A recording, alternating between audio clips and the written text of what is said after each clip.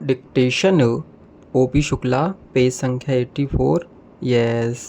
सभापति जी, मैं इस बिल का विरोधी नहीं हूँ। मैं अपने कुछ संशोधनों के साथ इस बिल का समर्थन करना चाहता हूँ।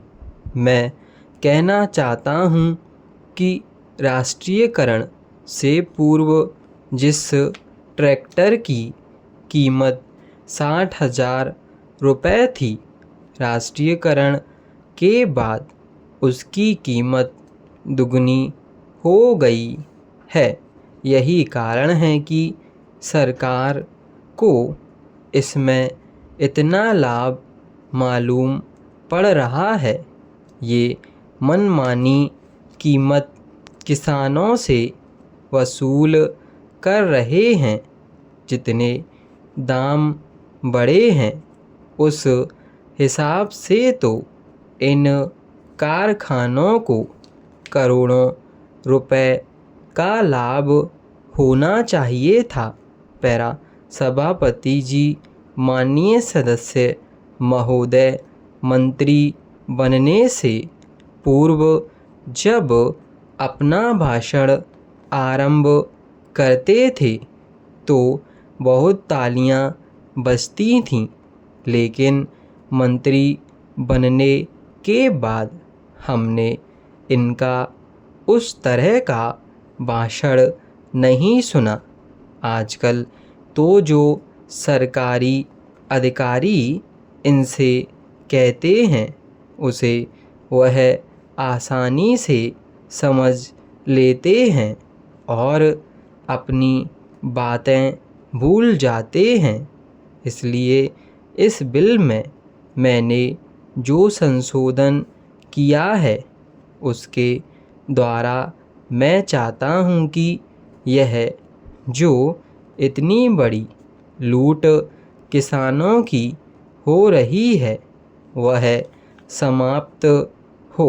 यह बिल 50 पेज का है, लेकिन किसानों को छोटे ट्रैक्टर मिलेंगे या बड़े ट्रैक्टर मिलेंगे, इस बात का कोई जिक्र नहीं है।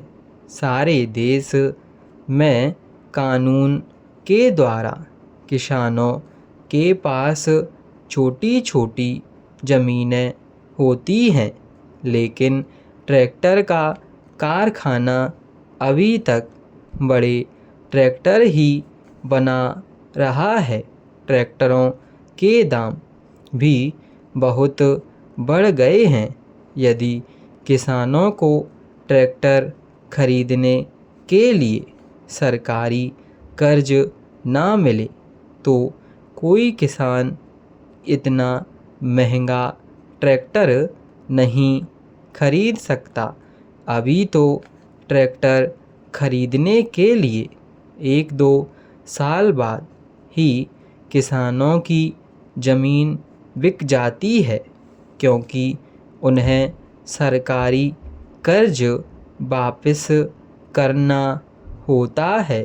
पैरा महोदय, यद्यपि मैं इस बिल का समर्थन करता हूँ, लेकिन मंत्री महोदय से यह कहना चाहता हूँ कि इस पर जनता की राय ली जाए। इसके साथ ही ऐसा बिल भी लाया जाए जिसमें यह विवरण हो कि ट्रैक्टर महंगा होगा या सस्ता होगा और उसमें किस प्रकार का इंजन होगा। बिल में यह प्रावधान भी हो कि राष्ट्रीयकरण के बाद जो भ्रष्टाचार बढ़ गया है उसको कैसे दूर किया जाएगा। तभी हम समझेंगे कि वास्तव में इस देश में कृषि क्रांति आने वाली है। तभी इस विधेयक की कोई सार्थकता होगी और किसानों को राहत मिलेगी। स्टॉप।